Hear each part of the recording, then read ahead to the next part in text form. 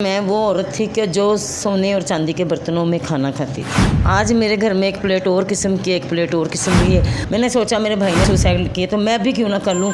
तो अगर मैं मरती फिर मैंने सोचा मेरे बच्चे तो मैं ही देती हूँ तो खाते हैं, तो चलो इनको भी मार देती हूँ। आटा गूंदा, उसमें जहर डाला। नीला थोथा मुझे याद है, मैं 10 रुपये का लेके आई थी, क्योंकि जो रात को मैंने झांबूरा इकट्ठा किया हुआ था मैंने वही बेच के आटा ले आई। उसमें गूंद के बच्चे कहने लग पे, एक मामा तैली मेरी थोतली थोतली ज़बान में कहें, वो कह मेरी बेटी कह मेरी।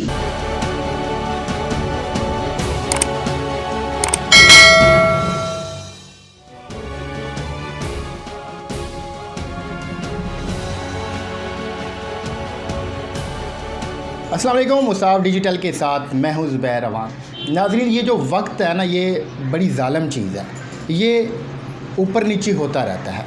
अगर आप लोग अमीर हैं, आप लोगों के पास पैसा है या फिर अल्लाह पाक की कोई भी नेमत है, तो हर हाल में उसका शुक्र ज़रूर अदा किया करें।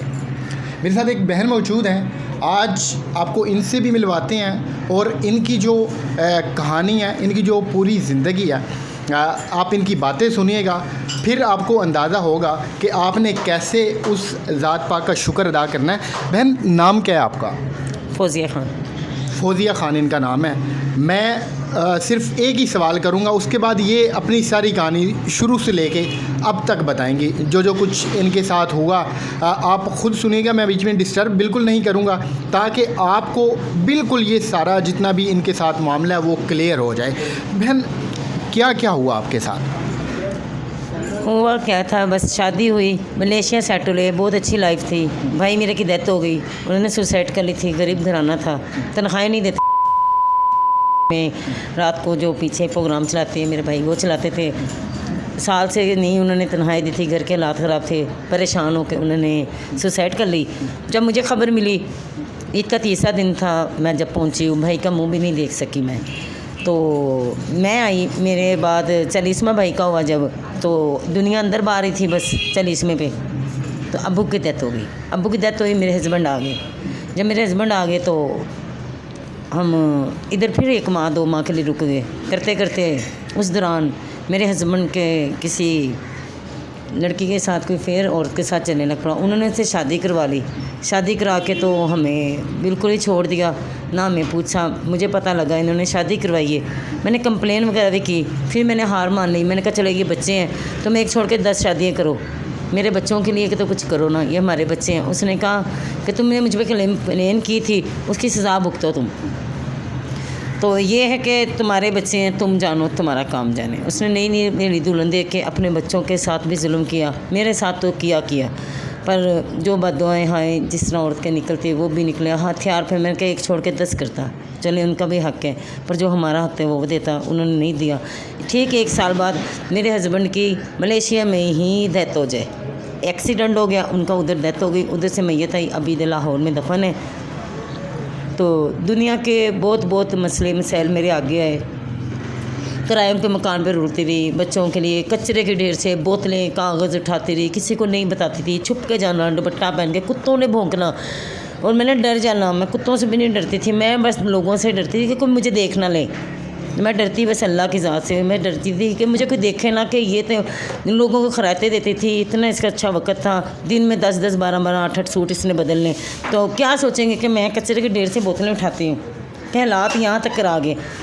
फिर हार गई मैंने कहा अब मैं क्या करूँ। मैंने सोचा मेरे भाई ने डेथ किए, एक से सुसाइड किए, तो मैं भी क्यों ना कर लूँ। तो अगर मैं मरती, फिर मैंने सोचा मेरे बच्चे तो मैं ही देती हूँ तो खाते हैं, तो चलो इनको भी मार देती हूँ। तो फिर ये मर जाएंगे तो इनको देखूँगी, बाद में मैं भी मर जाऊँगी। आटा गूंदा, उसमें जहर डाला। नीला थोथा मुझे याद है, मैं 10 रुपये का लेके आई थी, क्योंकि जो रात को मैंने झांबूरा इकट्ठा किया हुआ था मैंने वही बेच के आटा ले आई। उसमें गूंद के बच्चे कहने लग पे, एक मामा तैली मेरी थोतली थोतली ज़बान में कहें, वो कह मेरी बेटी कह मेरी। ये छोटा सा 6 माह का था जब इनके पापा की डेथ हो गई। मैं सोचने लग पड़ी कि मेरे बच्चे कितने हिम्मत वाले, इनको पता ही नहीं है कि मैं इनके लिए जहर दे रही हूँ। अगर इनको जहर भी कहूँगी ना है तो ये खा जाएंगे। तो मैंने कहा कि नहीं, मैंने आपको रोटी नहीं देनी। रोटी पक गई जहर वाली, चंगेर में रख दी, तो ऊपर हाथ रख दिया कि मैंने नहीं देनी, क्योंकि मैंने कहा मेरे बच्चे इतने दिलेर हैं, तो जहर खाने के लिए एक दूसरे से बढ़ के मरने के लिए तैयार थे। मैं इनको जहर क्यों दूँ। मुझे इन पे तरस आया, मैंने अपने आप को लाया, मुझे इनको देख के हिम्मत आई, मुझे ज़रूरत आई। मैंने कहा नहीं फौजिया, अब तुम्हें हिम्मत करनी पड़ेगी, इनको पालना है और मौत हराम है, खुदकुशी हराम है हमारे मज़हब में। तो मैंने कहा इनको पालो, क्योंकि जब मैंने अल्लाह से बातें करनी शुरू कर दी, मैंने कहा अल्लाह पाक आपने मुझे दिया दुनिया में इसी मकसद के लिए भेजा तो मैं इनके ऊपर सरबराह बनूँ। आपने दुनिया बनाई, दुनिया का निज़ाम चलाया, तो इसी तरह कोई ना कोई ज़रिया बनाया, तो मुझे इनका ज़रिया बनाया। तो मैंने सुना है जब आप मलेशिया में थी आप उस वक्त काफ़ी अमीर थी, क्या क्या था आपके पास? मैं बस इतना ही कहूँगी कि मैं वो औरत थी कि जो सोने और चांदी के बर्तनों में खाना खाती थी। और सच और आज क्या सूरत हाल है?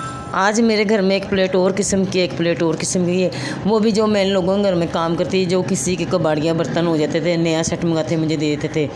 तो इसी तरह है बस। आज तो आटा भी नहीं है घर में, तो महंगाई भी इतनी, रिक्शा भी बाहर खड़ा हुआ है, बच्चों के स्कूल भी बंद है, मेरे बच्चों के पेपर भी हो गए, मेरे पास इतनी भी नहीं। अब इन्होंने जब स्कूल स्टार्ट करना, मैं इनको बुकें कहाँ से लेके दूँगी, वर्दियाँ कहाँ से लेके दूँगी, इनके शूज़ कहाँ से लेंगे। वैसे भी मैं 2-2 साल इस्तेमाल करवा लेती हूँ अपने बच्चों को, चाहे वो कहते हैं मामा छोटी है पैंट, मामा शूज़ फंसे हुए ये टूटे हैं, जाओ रिक्वेस्ट करती रहती टीचरों से कि अब बिल बना दूँगी। इसी तरह बस मेरी ज़िंदगी है।